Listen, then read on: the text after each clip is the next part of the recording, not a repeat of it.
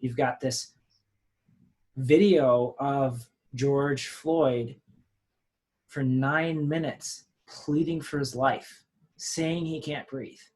And the police officer kneeling on his neck, not even caring that people, the black community is pleading with the police officer to get off of his neck. And the other police officers are standing there doing nothing. And that's where there's this uprising and anger, because that is just too much to bear. There's too much to bear because this man did nothing. He literally did nothing, and he gets killed. This is about humans dreaming together. About humans supporting each other on our journeys. It's about the science and the art behind making our dream lives a reality. To the students of life, the young and the curious, the dreamers and the doers, to those who crave to be a strong individual and want to be part of something bigger than themselves. Welcome. Welcome. Welcome. Welcome to the Dreamology podcast. Welcome, everyone, to the Dreamology podcast. Dreamology is the study of the art and the science behind making our dream lives a reality. And here we are focused on giving you the mindset, tools, and strategies for making daily progress towards your dreams, no matter where you are in your journey. My name is Tim Bishop, and I'm the co-founder of the Dreamers Initiative. I'm a student of life, and I'm a life conversation junkie who is on a mission to identify how to truly live the dream life and help you do the same. Our guests on this show include best-selling authors, neuroscientists, entrepreneurs, and dream chasers around the world who share their knowledge, greatest stories, and life lessons with us. Before we dig in, I want to mention this podcast is brought to us by the Dreamers Initiative, which is a personal development community that is on a mission to help Gen Z and millennials and young individuals out in the world awaken their dream life and make them a reality. We believe that humans are stronger together and that together we can accomplish anything. So, let's get started on today's episode.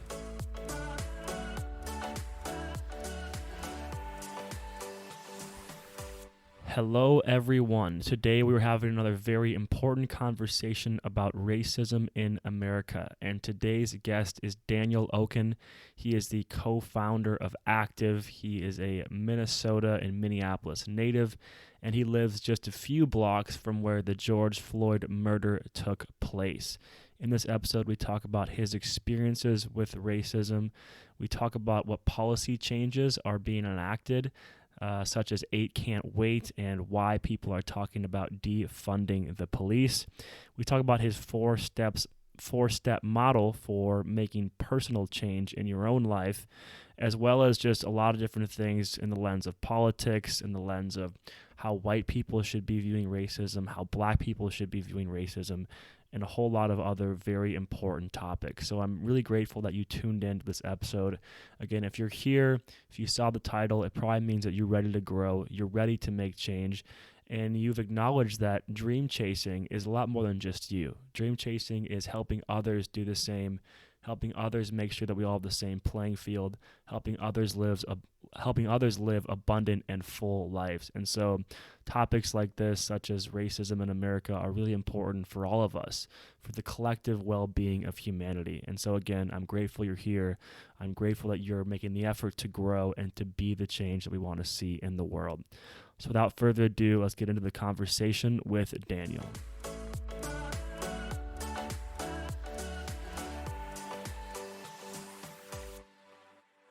And well, let's dig in. I feel like I just want to know how you're doing. Let me know how you're feeling today. Like, it's been 11 days now. Just where's your mindset at, and where's your emotions at today coming into this conversation? I think for me it's been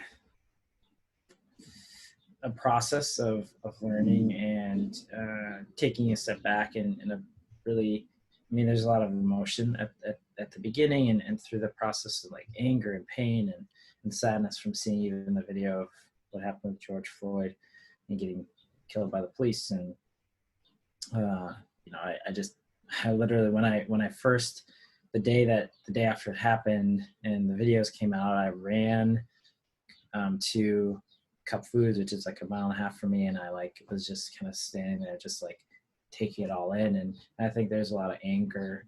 But what I saw that really helped me believe in humanity, and even the city of Minneapolis, was there's people from every kind of background. Like there's quite a bit of white people, there's quite a bit of there's black people and Hispanics. Like there's just like all these different types of backgrounds, and which I really think was amazing to see. And it kind of gave me some hope at the beginning, and I think seeing that, and like even with all the pain, there is so much support in terms of the Black Lives Matters movement.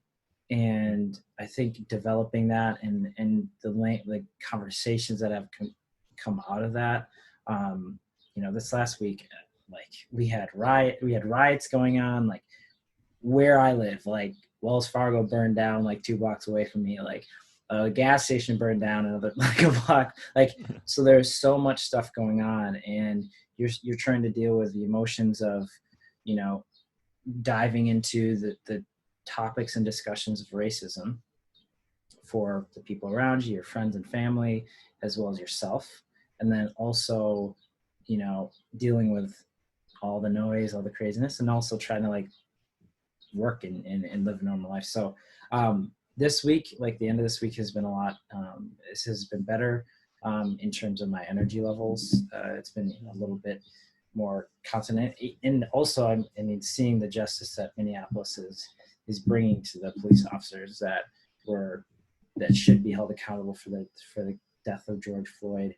I think those are good steps in the right direction. And it makes me excited because I know that these are the first few steps, but they'll continue. Like this isn't the end. This is only the beginning, which really gives me a lot of hope.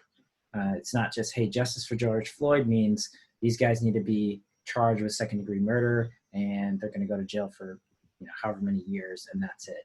It's systemic problems that are being addressed, and I think that to me gives me a lot of hope. And so like I think over the progress over the last 10 days has given me some true hope to believe that we can improve, as not only in Minneapolis, the state of Minnesota, but in the US. The changes that we're going to really call to see are going to be incredible.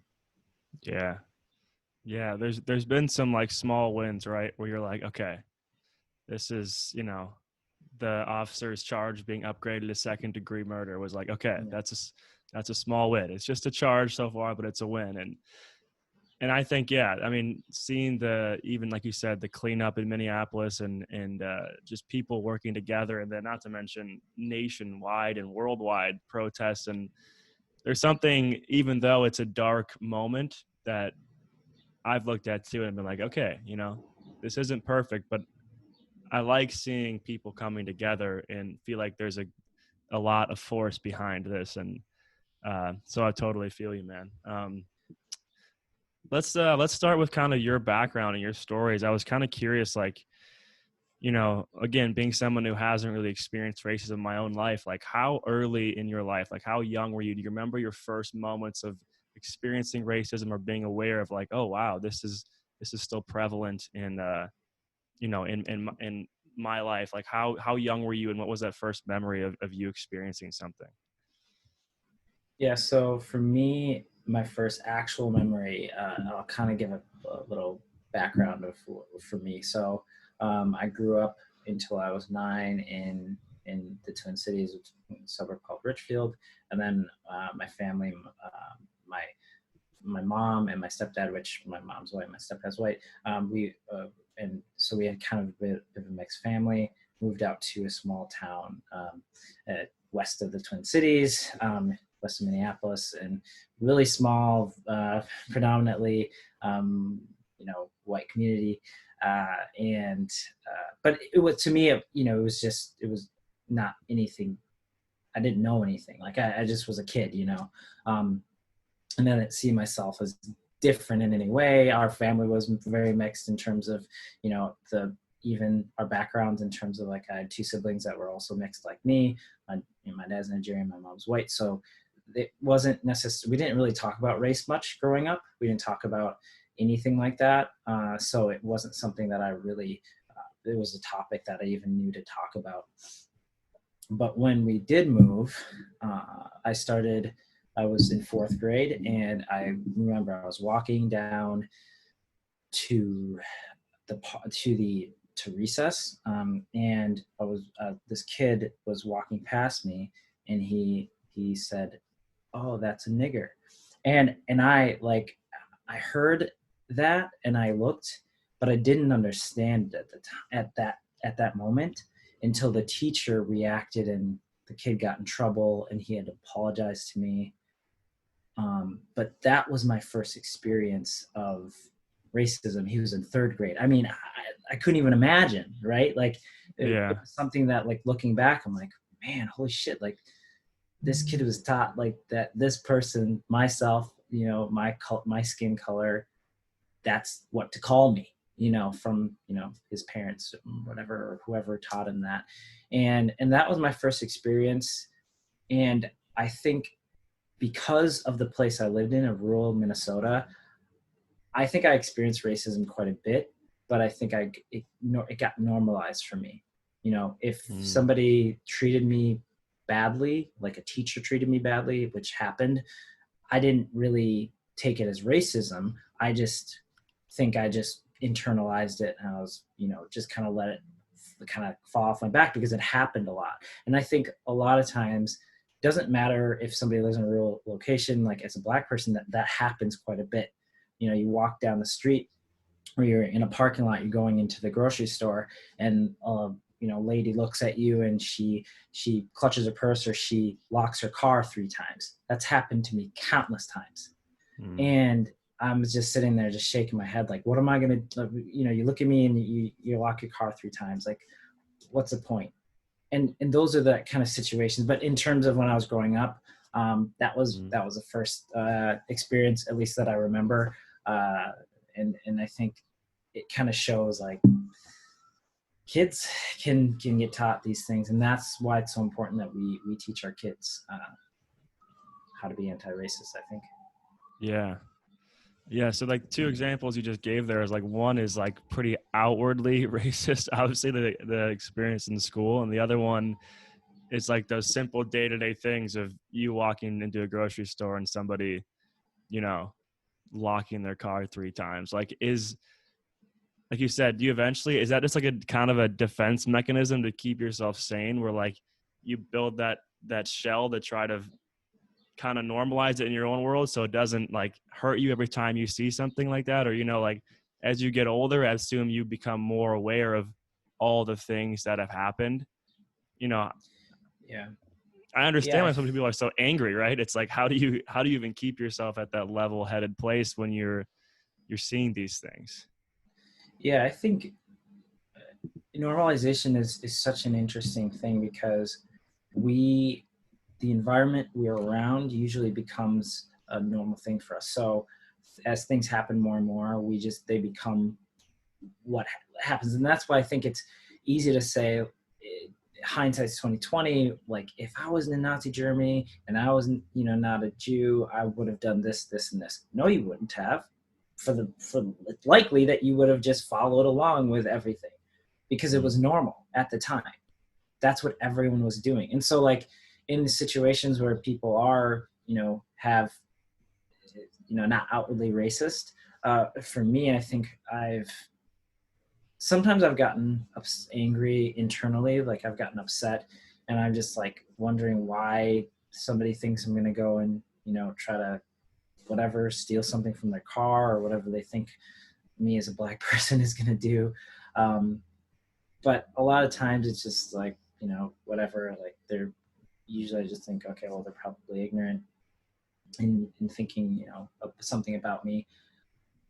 But that's kind of, for me, like, that's what I've had to do. And I think for a lot of Black people, it's you've had to just kind of be able to adjust, and you have to be able to, in a police car, the police pulls you over, you make sure you do the right things. You put your hazard lights on, you put your keys on the dashboard, you put your hands on the wheels, and you do all those things. You roll, you do everything possible to make sure you don't get in any type of altercation, or they don't suspect you as being a threat.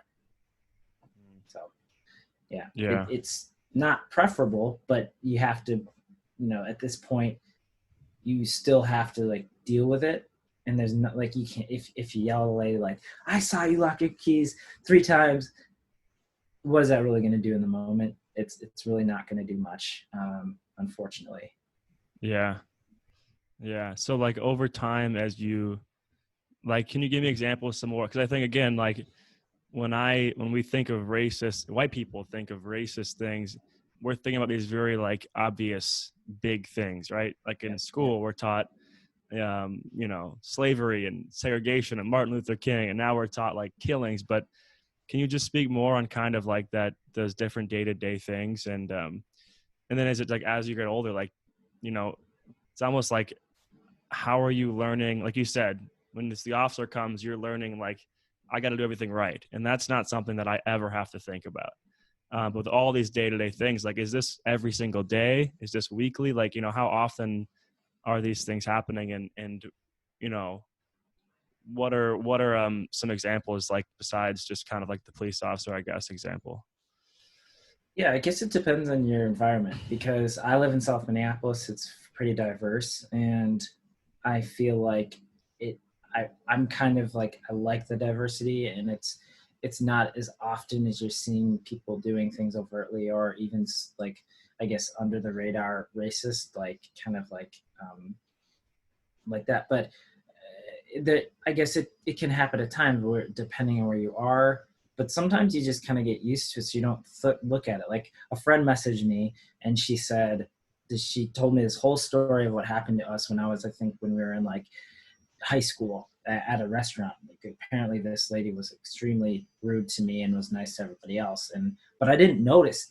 You don't notice some of those things because they kind of become part of this whole clump of things that happen. And so for me, I don't know how often it happens, but I do know when you kind of get used to it. And so when you get used to it, you're not necessarily saying oh, well, this happened a few times this week. It's just you kind of expect, if you're walking in, this lady's walking kind of close to you, she's clutching her purse, you're okay, well, it happens. But it happens more often than you think. And I think there's things that people say in conversation, especially when you're getting to know somebody, or if they feel comfortable with you, they can say things some people have said this, you're the whitest Black person I know. To me, that doesn't, at the first glance, sound doesn't sound super racist, but actually what it's saying is showing that you think Black people should talk like this, should dress like this, should maybe not speak the way I speak, and there's a spectrum where you're saying this Black people need to fit into this whole square peg that I have for them, and you don't fit that, so you seem white. No, that's actually racist. That's actually not how it should go. You should just see me as, I'm mixed, I'm Black, so it doesn't matter how I speak, what I dress like. Those are just parts of a person, human being. And I think there's things like that where in the language that people do and talk about that have been accepted in the past, that people, I think, are starting to understand that's really not okay. There's things going on, and speaking out about that, especially as white people. So if there's conversations you're having with people and they're saying things that are racist, that in the past 10, 20, 30, 40, 50 years and years, there's been a progress. 50 years ago, people could have said horrible things that people were accepted, they laughed about, or they're yeah. 10 years ago, maybe a little less, but still a little bit racist. And now the language, people say things that could be viewed as racist, not overtly, calling somebody the N-word or something like that, that end up being something that white people can call out and have a discussion about and advocate for, the Black community, saying like, that's not okay, what you just said, and talking about that and giving accountability for the language that people have and the viewpoints that people have, because we're not going to see progress in terms of community wise and like connection level between every type of background, Black community, white, Asian, like all the different types of backgrounds, if we don't have those conversations having within our own communities as well. Right. I think a pop culture example of that right now is the Drew Brees case, right? Like where it's like he says something and everybody is like, "Yo, no, nope, not the time, not the place, and just wrong, and just no, let's just."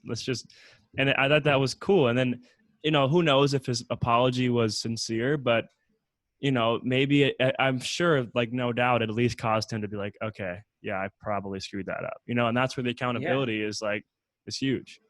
Yeah. And that's the difference where I feel like today there's a whole plethora of humans and people that are speaking up about these things, not just Black people saying, this is wrong, you're treating me wrong, you're saying things wrong to me, we're being killed by the police, we're being oppressed, we're still, there's been redlining in the past, we don't have, we're impoverished, these are things, we don't have good educations, like these are things that are happening now. More people are accepting that, yes, these are issues, we need to figure this out together. Mm-hmm. And we are part of the problem, we're also part of the solution. And yeah, the Drew Brees, I think Shannon Sharp was taught, he had like a really good response to the discussion about what happened, like what Drew Brees said, and about how like Drew Brees mentioned his grandparents went to, they served in World War II, and the fact that the same people who served in World War II that were white, the Black, people who served in World War II, they came back, they said they were going to have freedom, but they came back and they were beaten, killed for wearing a uniform if they did. And they were not able to buy homes if they applied for homes. VA loans were only given to white people. So the no money down VA loans were only given to white people after the war, up until the late 60s. Like these are like strict, like this is what happened. And FHA loans, which are government-backed loans, were not accepted for Black people for years and years and years until I think the 70s. So, or maybe the late 60s. So like these are things that were like, it's hard, and that's why so many people I think were triggered in that statement of like talking about World War II, where Black people went and fought, and then they came back and had zero rights. Like that, I think that was where, like, I think, and he was talking about kneeling in the flag, and like, it's like, yeah, you got to read the room, man. And you got to understand what's going on. Yeah. Yeah. I mean, I don't know how, another thing I think is interesting about, we don't have to get too big into the flag discussion, but, I think that it's interesting how I read a book a couple months ago, not about racism, but just about how different countries view themselves. And I think it was the Costa Rican flag or something, like standard for peace. And it was really interesting that kind of the American flag is often associated with like war and military, because I just find that to be interesting. It's like, there's issues here in America. And if I'm standing against the US, it doesn't mean that I'm against the people who fought for us, or that I'm against, it's like, for some reason, it's always got to be, you're disrespecting, the troops that fought for our country. And it's like, no, like, that's not what I'm going, like, I just find it so weird that can be such a point of controversy, where it's just like, no, there's a clear issue here. It's not like I'm trying to say, I don't respect your grandfather for going to World War II. This is just like, I'm being treated poorly, and so have my ancestors for 400 years. Mm-hmm. Can we talk about this? Yeah. And that's why I think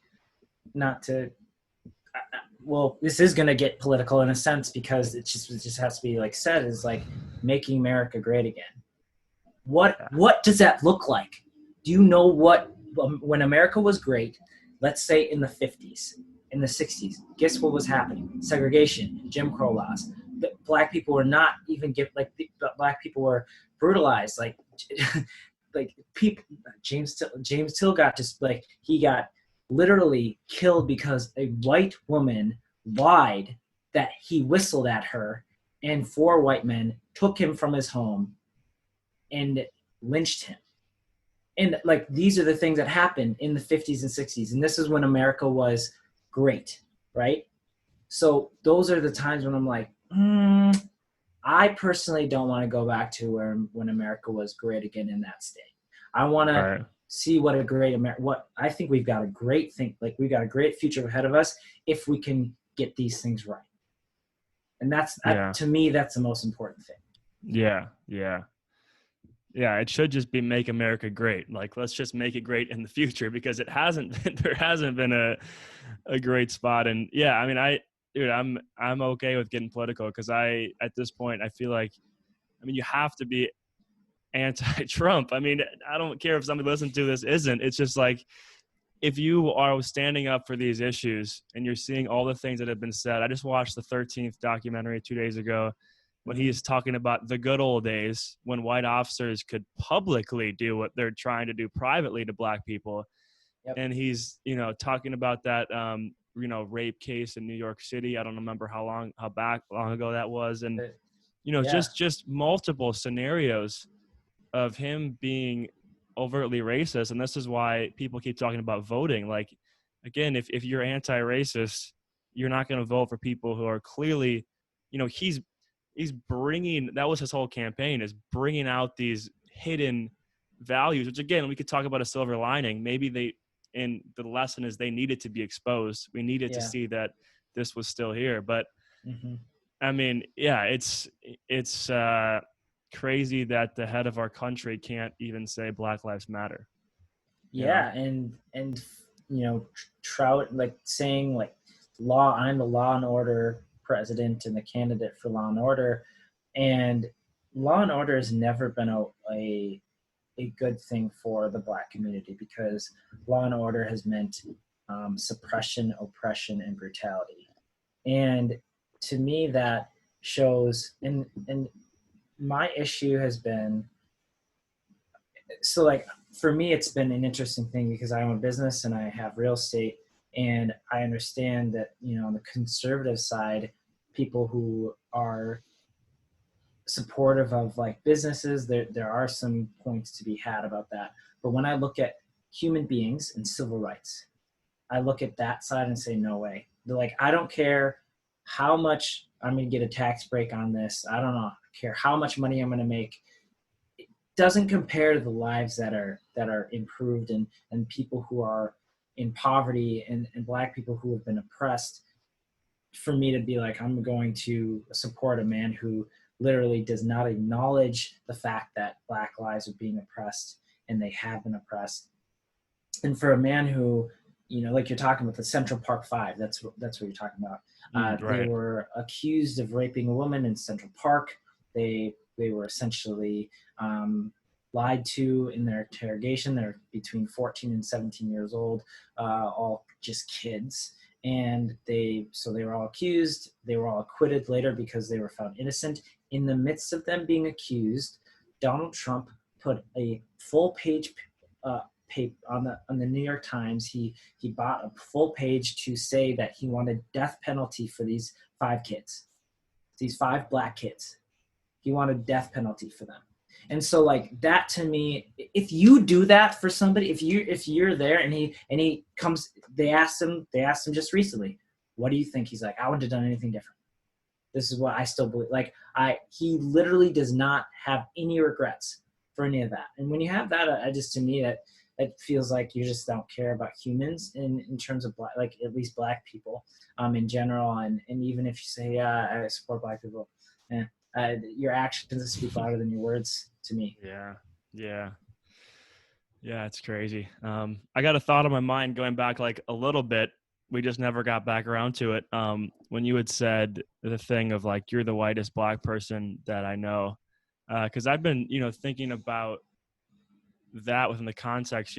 Again, I feel like that could be something a lot of white people say, or like I have some black friends, but it's almost like you're wondering if they're like, again, viewing those black friends like, oh, but they're one of us, like and then everybody else is separate. And Yep. and that's, I think that's where those unhealthy thoughts can then just continue on. Like you can have a black friend, but they're the, exception. They're different. And I think it's just so, it's a scary thing to view, again, all races as certain types. Because again, we know that there's crazy white people, that there is crazy black people, that there is crazy, there's good and bad. Again, we are all the same. And so that chunking mindset, I think is so negative. And I just wanted to thank you for bringing that up, because I think that happens a lot. And again, people saying like, cause this is again, something that I've said, I've always had black friends. Like I grew up playing basketball. I was one of 2 white kids on a 13-person team, but it doesn't mean that I was any different, And I think that that's what I'm learning is like, it doesn't necessarily matter that I've always had black friends, that I've always hung out with black people. I'm still a part of the issue here. I'm not like the exception. I'm not like the better of the whites. Like this is still in me. And I feel like we all need to recognize that right now, no matter where we're at. Yeah, and to be able to recognize that and say, like, I'm just jumping into this book, How to Be Anti-Racist, and I'm finding that book to be really valuable because he talks about we make choices every single day that are either racist or anti-racist, or we choose, like it's a process and it's a fluid thing. It's not like one day I wake up, I'm like, I am anti-racist, like, and now I've made it. Like it's not like that. It's there's this process and we learn and we understand and we make conscious decisions. And as we make those conscious decisions, we kind of go down this road of understanding better. And like you're saying, like you could really be like, you could love and connect with Black community or Black friends and things like that. And you could go somewhere else and you could see a Black person and they don't fit what you think of Black, or they fit maybe your viewpoint of a thug or something, and you're like, oh, you try to avoid them, or you see them even if it's just in your mind. Like that to me is like, you have to check yourself and be like, what can I do to process what's going on here and fight against this feeling or fight against this bias, which is racism internally. And going back to what you're saying is like, yeah, when people say those things and think those things, it's just readjusting and understanding even the language, like your conversations.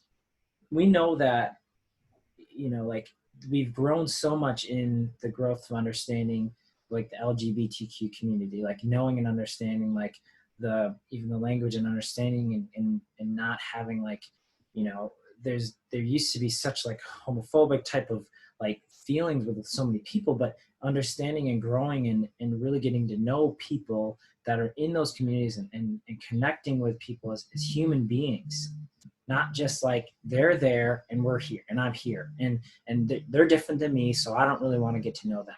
Like there's that place where I think we've been in a lot of ways, and we have to pull out of it and pull away from that, or else we have to kind of see and see people as who they are and connect with them and truly go to people where they're at, because that's a really important part of the process. Yeah. Man, it reminds me of, we've been seeing so many good quotes on Instagram and whatnot, but I don't remember who said this, but they kind of said it's really hard to hate something close up and it's hard to love something far away. And it's a great example of even, again, that flawed thinking of, oh no, like I have a Black friend and he's just like me. And it's like, well, actually, probably all Black people are just like you. You're just not getting close enough to understand that love that you have for each other, right? Or, in any other communities you just mentioned too, right? It's like when you get closer, you realize, oh yeah, no, we're like 99% the same. Yeah, we have differences in, maybe personality, and this is each individual. I'm not talking like races, everyone's got their own differences. And so I liked that reminder too of, if you don't understand a problem, you don't understand something, you can't hate it unless you're close to it. You can't judge it unless you're close to it, because you probably just don't know. Yeah, and that's why you find a lot of people who only see things on TV. Like, think about somebody growing up watching Cops. So they were literally, programmed to view black people as cops are going out, finding the bad guys, they chase after, they arrest, and that's good. These cops are doing what they're supposed to be doing. Now you see the reality. If you're up close, you're living in these places where the police are really not treating black people well, and there's police brutality, and you're seeing up close, you're like, wow, this isn't what I thought it was. Actually, most of these people aren't doing anything bad, or if they if it is, they are doing something bad. The crime doesn't equal the results of what they're being treated by. Like somebody who, like, there's we see these pictures of like the white, like, mass murders in terms of like the gunmen killing 10, 20, 30 people, and them being given, like, I think one of the guys, he was hungry, so they stopped and got him Taco Bell or Burger King or something on his way. Like, most of them, they like treat them very well, and then for counterfeiting possible forgery of a $20 bill, this is what happens to George Floyd. So there's this like imbalance of like, he gets in handcuffs. If that was a white man, there would be no way that he would get he would not get arrested. He would not be treated that way. He would have been maybe given a ticket. I don't know. Like, I don't know what type maybe even just a warning, honestly. Yeah. Like, he would have just been, so like that to me is like where we're having to see, like, okay, there's this difference in being treated, but understanding and seeing that is that first part, because a lot of people are like, especially now with social media, you can choose what you're consuming. So if you're consuming, this information on one side versus the other, where first off, there is not one side versus the other. It's like what people are saying is, which I agree with, is either racist versus everyone else, right? So like that, you're either on the side of the racists or you're on the side of everyone else, which is anti-racist. There's no like middle ground. There's no like, well, I'm conservative, I'm Republican. Yeah, if you're Republican, cool. Like, do your thing, do whatever you want, believe what you want. But it's not about that. It's not about being blue or red. Mm-hmm. It's about being anti-racist or racist. Yeah.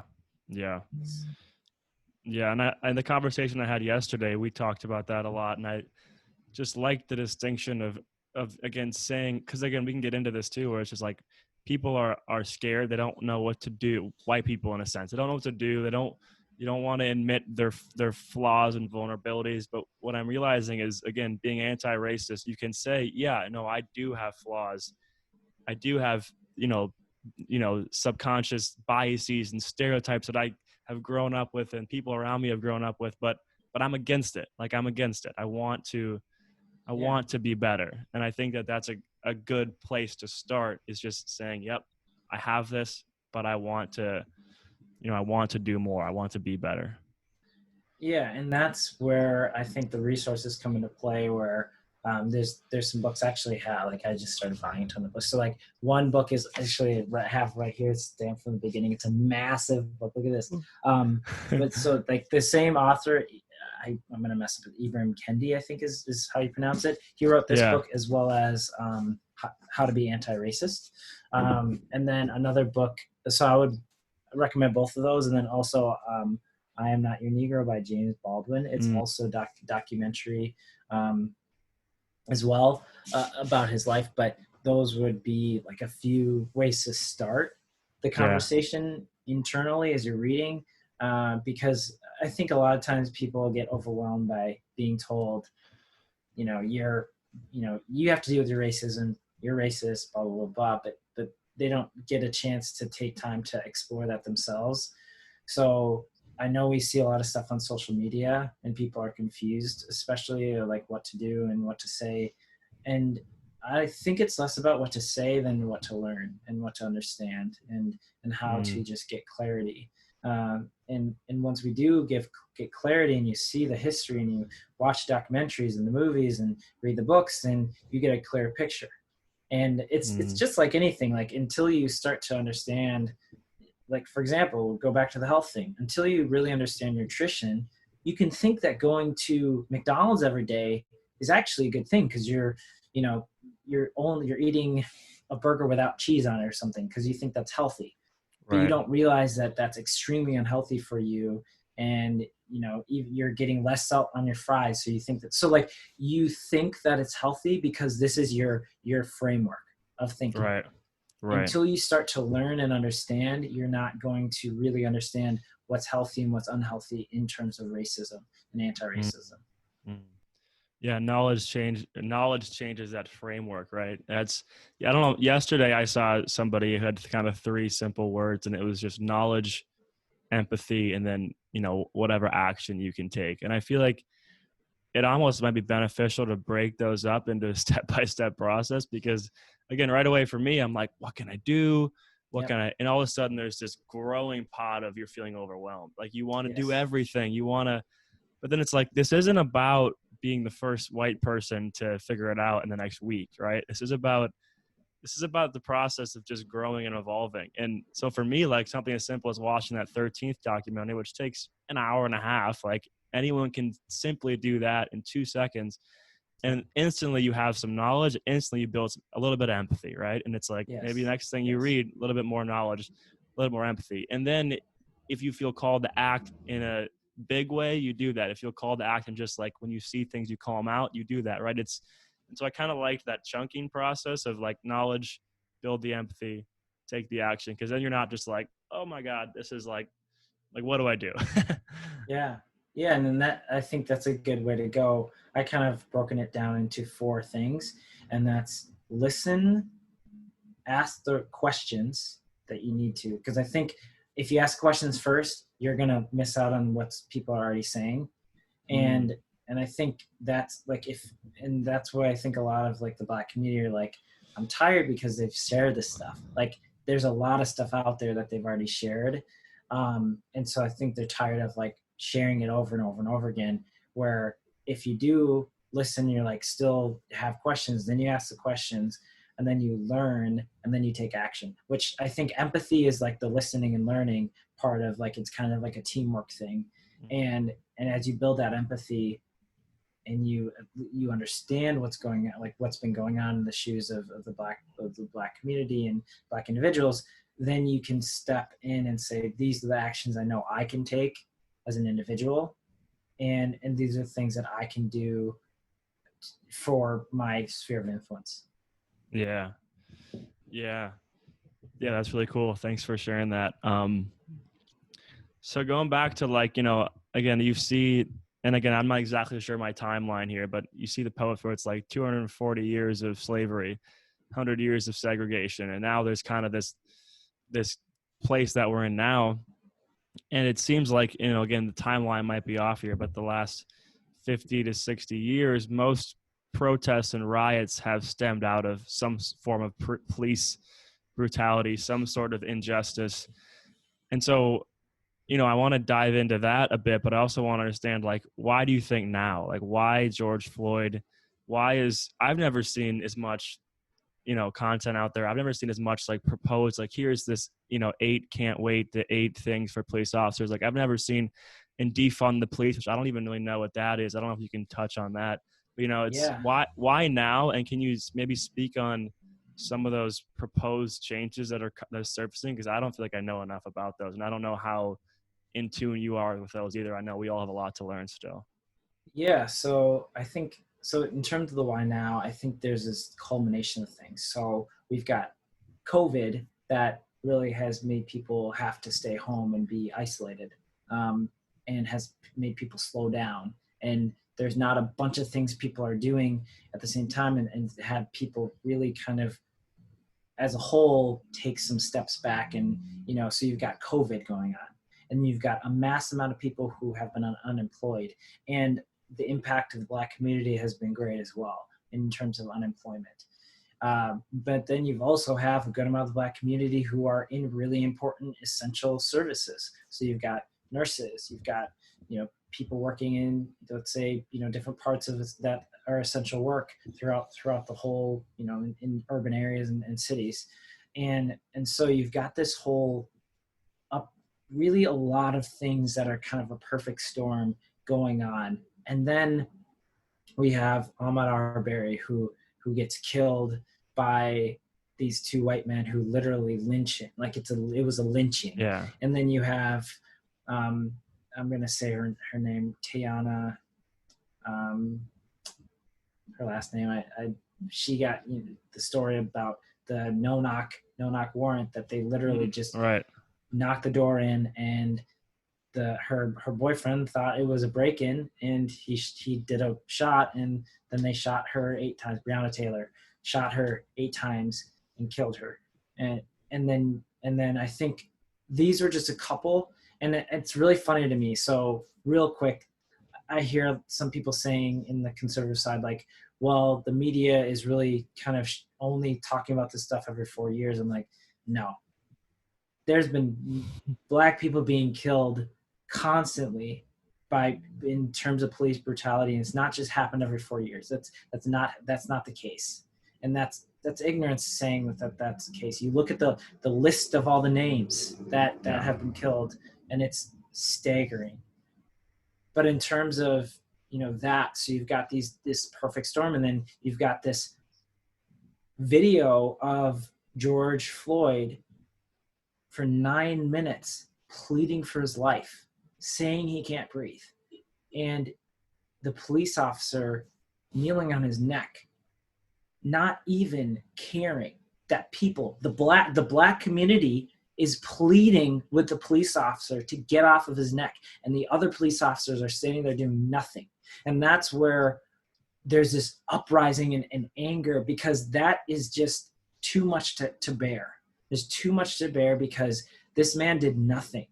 He literally did nothing, and he gets killed because of it. And I think this perfect storm of that, and the combination of these things, people knowing that this isn't right across the board. I mean, we're talking about, and that's why I'm saying, like, when I got there, there's white people, there's like all these people and communities. And so you've got that perfect storm. So we're finding out that police maybe aren't necessarily doing exactly what we thought they were doing, or what a lot of people, white people, like what they were tasked to do was to suppress and oppress Black people and other things. I'm not saying all cops are bad cops, but in terms of what was created, there's enforcement, and there's a lot of the enforcement, and there's a lot more police officers in urban areas. And so there's that part. In terms of the different initiatives and the things that are going on, so It Can't Wait and defunding the police, we'll kind of talk about a few different things. So what's been going on, and there's been efforts to do this. For example, Black Lives Matter movement has been going on since Trayvon Martin was killed, and then essentially when they didn't convict the murderer of Trayvon Martin, they set him free, or they said he was not guilty. That's when Black Lives Matter movement began. At least the what it is today began in 2014, and they've been focused on Black Lives Matter, but also focused on fighting police brutality and the killing of black people. And so there's that part. And in terms of the It Can't Wait, there are specifically, they found that there's 8 things that happen in terms of police law enforcement that actually, if we remove these 8 things, it would lower the amount of police brutality cases by 72%. So they found that those things, if I think one is chokeholds, others is actually utilizing de-escalation, and there's so there's 6 other ones, but they all combine to actually, if they're implemented, would lower the brutality cases by 72%, which is quite a bit, and would really help move things forward and help kind of bridge the gap between, obviously we want to be 100% less, but 72% is dramatically less than what it is today. In terms of defunding the police, the argument is this. So I think we can use the Minneapolis Police Department as a good example because we're here, and this is a really good understanding. So how a lot of the current setup works in the police department and in the, let's say, the Minneapolis Police Department, is when a police officer does something that may cause a disciplinary action, the police department will undergo the investigation and will choose their discipline. So currently there's a lot of power that's held by the union. So the police union, which is, so the head of the union usually is helping sway and advocating for the police officers and for them to not get in trouble, not get disciplined, and all that is private. So we don't really, they can release some information, but like they can say like, hey, this person has 17 complaints against them. It's very hard to find in the archives it's very unorganized, as well as the fact that information of what they actually did isn't there. It doesn't say what they did, what the complaint was. It just says there was a complaint and this is what the action was taken by the disciplinary counselor in the police department. So I think that's one of the discussions and the issues of opening up that part. And defunding the police doesn't mean that we're going to not have police officers. It means that the money that we would be put towards that has been put towards police officers to do specific things, like people who are calling and there's a mental health call. So somebody is having a mental breakdown. Why is a police officer coming who has, deadly weapons, has a gun, taser? Like, why are they coming to de-escalate a situation when somebody who is much more qualified to deal with something like this come to help the person who needs help? Because a lot of these situations, when the police get involved, they actually turn into some type of conflict. So actually they escalate it, and sometimes the person either gets arrested, sometimes there are things that happen when it actually doesn't turn out the way that it should have if somebody knew how to deal with that type of situation. And they've put money into training the officers to work on empathy and mental health, but it hasn't really made an impact. So the argument for defunding the police is, instead of increasing your police officers, increasing your budget, tens of millions of dollars depending on the area, put that 50 million into actual mental health programs and community development to create better places for kids to get tutored for. So like we're actually figuring out the root of the issue, because right now police officers are really just kind of coming to try to take care of the symptoms of the bigger issues. And so I think that's where nobody's saying like we don't need law enforcement. Well, okay, I'm not going to say that. There are probably people saying that, but I don't think many people are saying we don't need any police officers. We don't need them. I think we do need there to be a good set of police officers who really have great training on how to de-escalate and follow the 8 can't wait items for violent crimes and violent issues. If it's not a violent crime, so if we're looking at that, let's say I'm going to make up a statistic that's not accurate, so don't quote me. Let's say it's 20% of crimes are violent crimes. So 20% are for the police officers who can deal with this, and they're trained really well and extensively on this. Not just 80 hours of training or 200 hours of training, but thousands of hours of training. So put that time and effort into so that they can know the last possible option is to kill somebody with lethal force.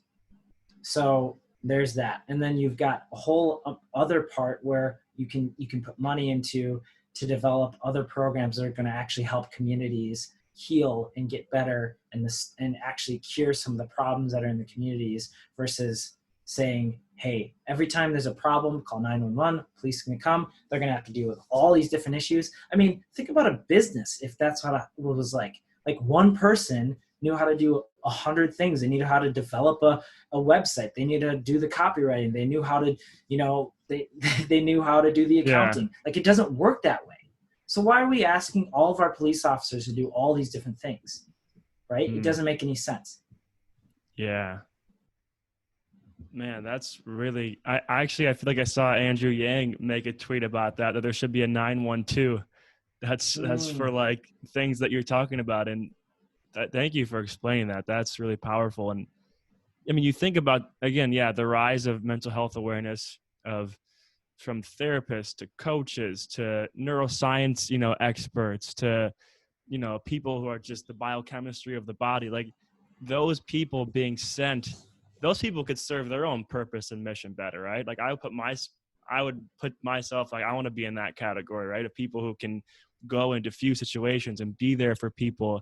And it's you're right. It's on the reverse side of things. Like, it actually is ridiculous to expect the officers to be experts in all of these categories, because they're not even trained for any of that, right? So it doesn't make sense to put them in scenarios where, they have their base training and, they don't have anything else. And, yep. And so, that's really powerful, man. That's really powerful. Yeah. And I think that's where we need to learn and understand. So I think that's where people hear defund the police, and it does take some time to understand what that really means. Because in the end, a lot, like, white people feel protected by the law enforcement, but Black people feel very, very scared and afraid when it comes to Black. Like, I could be driving down the street, I have a police officer, drive by me, and I'm doing nothing wrong, and I'm still a little afraid. Like, oh shoot, like, is everything good? And am I doing everything right? And that's where the big issue is. It's a big issue, but like, that's where we can solve, and we can go towards some change, because it's a systemic change that needs to happen. Right. And again, the goal, like you said, I mean, if there was a system that split things off, and we've been hearing crazy things like barbers have to go through more training than, police officers, and, not to discredit barbers, like, everyone loves a good barber, but, just some of these weird things. It's, the idealistic version of this would say, okay, the officers are covering the roles that they are trained to be covered. They're trained well. They have this protocol, and only if things get crazy can an incident happen. And at that point, it probably becomes very clear, saying, did you follow protocol? Okay, you didn't. Why not? Is there any, and it almost feels like the justice system could do an easier job, because it'd be like, okay, you clearly violated steps 3, 4, 5, 6, and 7. Why should you not be punished for this? And, so it almost seems like there'd be more accountability, more training. Yeah. And so it would be, it'd be interesting to see. It's going to be interesting to see what that looks like. I'm sure there will be changes. It's going to be interesting to see how that unfolds. Yeah. Well, you have a nurse who's, can get their license taken away from them if they do any negligent things in terms of their patient, in terms of the patient care that they're doing. If they are negligent towards their patient, they literally can lose their license and their whole career. So why are police officers immune to any type of disciplinary action or losing their ability to be a police officer if they disregard people for their human lives? Even if they didn't do the things they were supposed to do and take the steps they were supposed to take, and they said, oh, it was a split reaction and I shot him, or the dude gets totally just like beat up, and he's like, well, he was not doing this. Well, you didn't even follow these things. And now we have body cams, we have all these things, but we're finding that we're not actually solving anything by having more surveillance. We're just uncovering the ugly layer underneath that's been covered up for so long, and people have been refusing to look at, because now it's all uncovering. It feels like it's all uncovering at the same time. I mean, how many times now we're seeing this last week of police brutality? I mean, and I think it was yesterday night, this police officer pushed this guy in Buffalo, New York. It was an older like man who fell and hit his head. And and they just walked past him like nothing happened. Like, these are the things that are going on right now that need to be fixed and solved.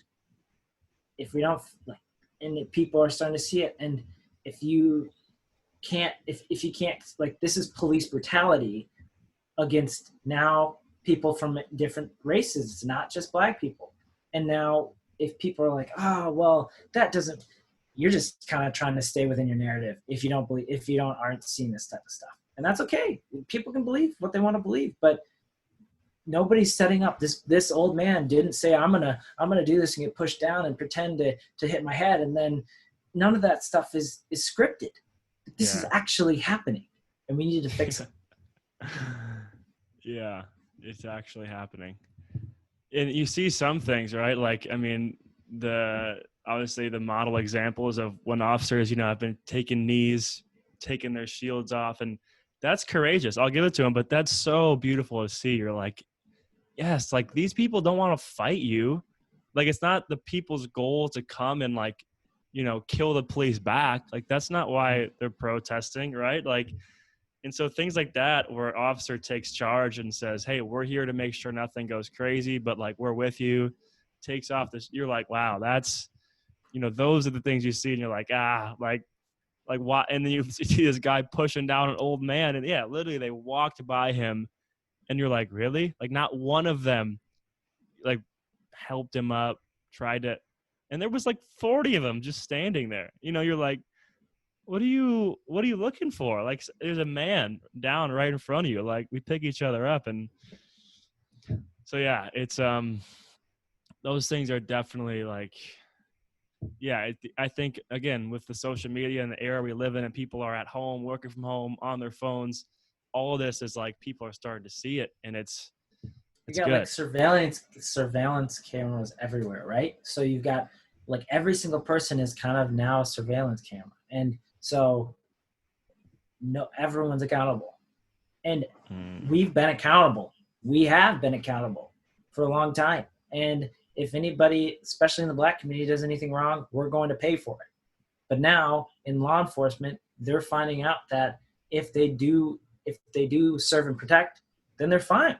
If you actually do your job and you don't, if you call out people who are not doing their job, then you're good. But if you're not doing your job well, if you're not serving and protecting like you're supposed to be doing, well, of course there's going to be accountability. Of course there's going to be people who are mad. Of course there's going to be people who say you should be fired, or if you did something criminal, you should be prosecuted as well.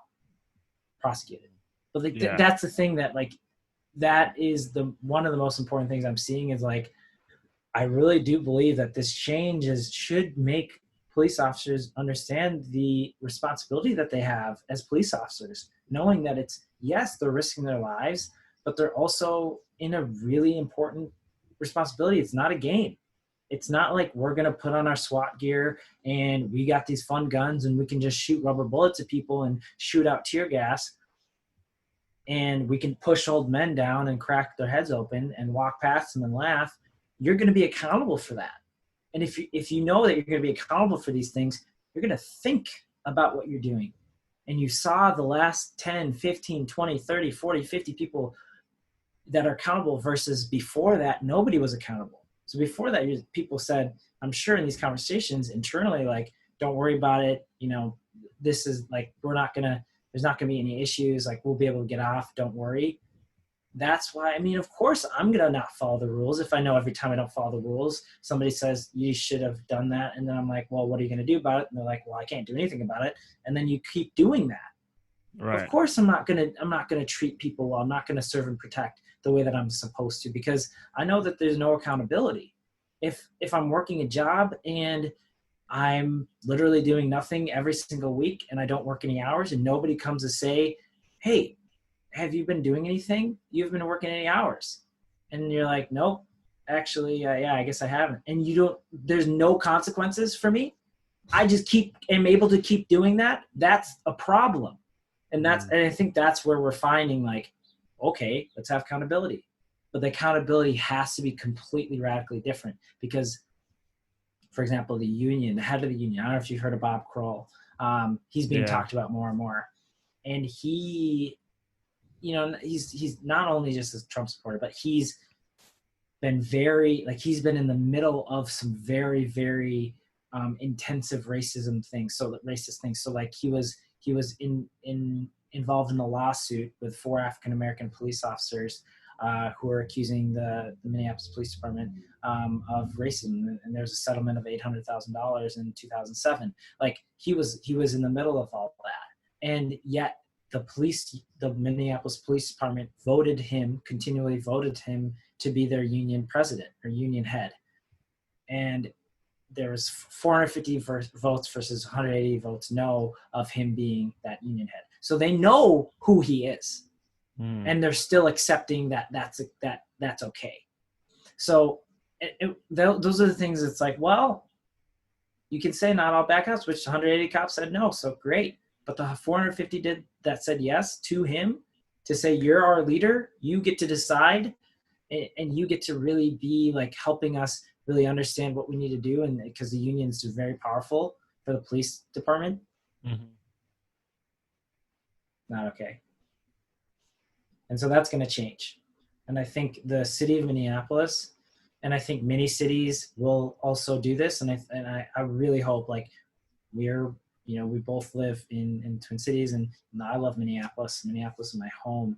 And I really hope that we become the leaders of change and reform in the police part of things, and in the systemic racial, like racism and systemic oppression. Like, I hope we can become a beacon of what can happen and what changes can happen. And it has to become like a city thing and a state thing, and the federal part is one part of it, but the city thing, if each of our cities can decide we're going to change, we're going to have reform, and then that's when a state can take it on, and that's when over a federal level that can take it on. It only happens at a city level first, and then that can have ripple effects across the board. So why not, where the most horrific thing happened just down the street for many people in Minneapolis, why can't we also come to the table and say, what can we do to change this together? I've never seen so many people come together from all these backgrounds. Like, I've been amazed, and that's why at the beginning we were talking about this. And I'm so grateful for that. And I know that if we can do that, I know we can create something that's radically different, that brings opportunity for the Black community, that doesn't destroy and oppress and create, kill and just destroy the people who live in this community, because we all have to live here, and we all, for many years we've said, Minneapolis or Minnesota is one of the best places to live, right? Yeah, for white people it is. For the majority of Black people, it's a very difficult place to live. So how can we change that to be the best place to live for all people, right? How can we change that to be like, this is an amazing city. Minneapolis and the Twin Cities is really one of the best places to live, no matter what your background is. Dude, that'd be awesome, man. I love that even that as like a mission of the state, like, let's be the best place to live for all people. Like, if that's the underlying tone of Minnesota going forward, like, it would make you proud to be a part of it. Like, that would be, I love what you just said. I heard that the other day too, where it's like, Minnesota's been, 2 or 3 behind like Hawaii and something for best places to live. And everyone's like, that's for white people. That's not for everyone. And what is Governor Walz, they are doing like an internal review of the Minneapolis Police Department, or do you know much about that? Yeah, so they started an internal review of the Minneapolis Police Department that's specifically investigating the last 10 years of actions that have looking into and investigating inequality and civil rights. So it's essentially a civil rights investigation in the Minneapolis Police Department, and I'm sure it's going to uncover quite a bit of things for the last 10 years, and it's going to probably be pretty ugly. And that's why I think there's going to be, I mean, to do that is saying quite a bit. I mean, you're talking about, this is, police department is a very big part of the city of Minneapolis. And I know a lot of schools like the University of Minnesota cut a lot of ties with the Minneapolis Police Department. I know the city of Minneapolis school system, public schools have cut ties with the Minneapolis Police Department. But I think that this investigation is going to help get some clarity on what's been going on. And I think if there's quite a lot of glaring problems that have happened, I think there will be a huge dismantling of the actual police department and reforming of the actual police department in ways that are going to be a positive for it. Yeah, that'll be, let's see what they uncover. I mean, just like you said earlier, like it's people like, I forget what's the officer's name who killed George Floyd. Derek Chauvin. Yeah. How he had how many, complaints, and it's like 17. Yeah. It's 17 complaints. Yep. So again, there's those glaringly obvious things like, yeah, this man should not have still been doing what he was doing, but you're also curious, like, what else are they going to uncover through all this? And hopefully they share it with us, right? Yeah, I mean, I think it's going to be a ugly thing. Like, I think when you pull back the curtain of something that's so difficult to see, it's going to be fairly ugly. I do think that some things will be difficult because you think about the process of them, from reports.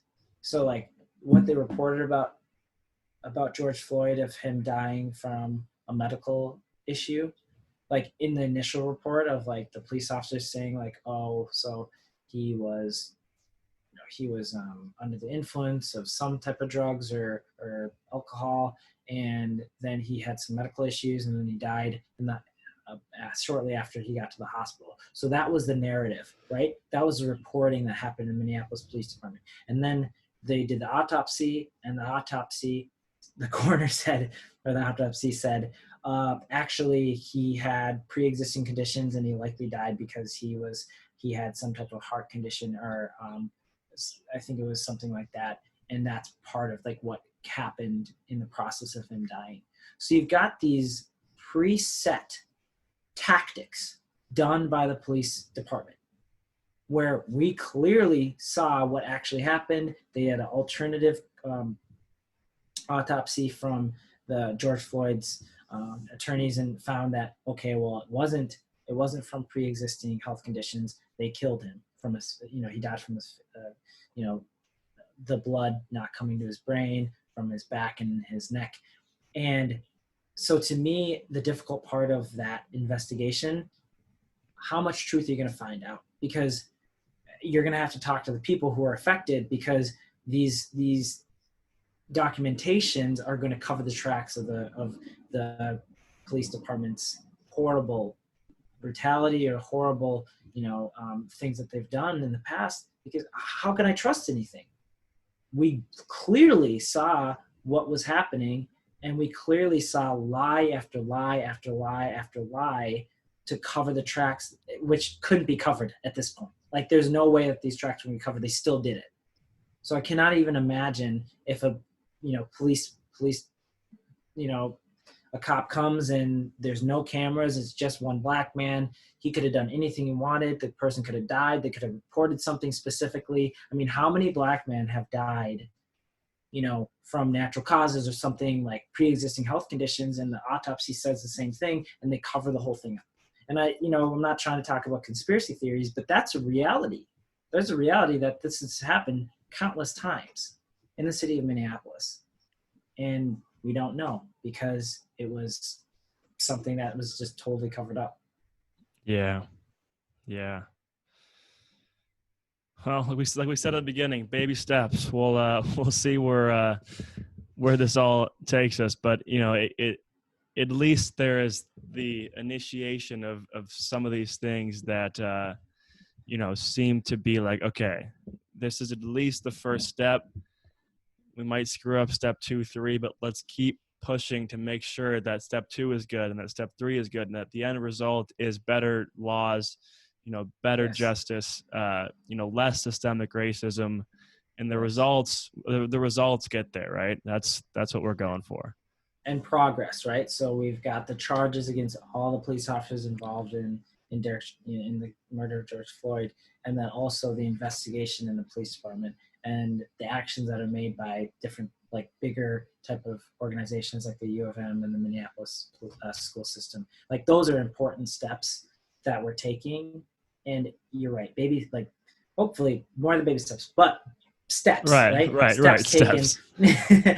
and in those steps, we will see change. And it is going to be a process. I do think that this has been a huge monumental shift. I mean, you're talking about places all over the world protesting, Berlin and France and the Netherlands. I mean, everywhere. Have Tokyo and New Zealand and everywhere. It's something that I've never seen before in my life, and I think I'm hearing it from a lot of very prominent Black voices saying, like, this is different, and I think this is. And I said that about, I guess it's not a great thing, but like with coronavirus, I was in Thailand, and it was in January, and I heard about it in China. I'm like, this is weird. This is something that's not right about this, and it turned out to be what it is. But I feel the same way in another way in terms of the George Floyd killing, where this is something that's completely different than anything else. I think it's changing the narrative, and we're talking about things that we need to be talking about. Mm-hmm. And this is really going to propel us forward towards some really good things to upend the systemic issues that we're having today in the school system, in the law enforcement, and in the prison system for the Black community. Yeah, we didn't really even get into that whole law and order thing and the mass incarceration. And I'm just learning now how, again, all of these things have just been ways to package racism in ways that are more palatable to the public, in a sense. That's kind of how I interpret it. It's like all they did was change the form, because it's like, you can't say the N-word anymore. Okay. We can't publicly lynch people anymore. Okay. What do we do next? How do we continue this? Slavery's done, but like the South still needs Black people to work wants Black people to work for them. So let's for free, almost pretty much for free. Yeah. Let's figure out a way. And so, that's something that I've been learning about and reading books, Just Mercy and where you're just like, wow, this never left. It's just changed forms to be more elusive, to be more hidden from the public. And like we said, we hope that it has been, at least for me, and I assume a lot of people, a wake-up moment. And it sounds like from people who have been more in touch with this, they are saying this seems a little bit different. So again, we're hoping, and we're fighting, and we're learning and growing. And I think, again, growth seems to be like the biggest thing here. Like, we just everyone's got to commit, just like any other part of your life where you're growing. Just, you got to grow. We can't stay where we are.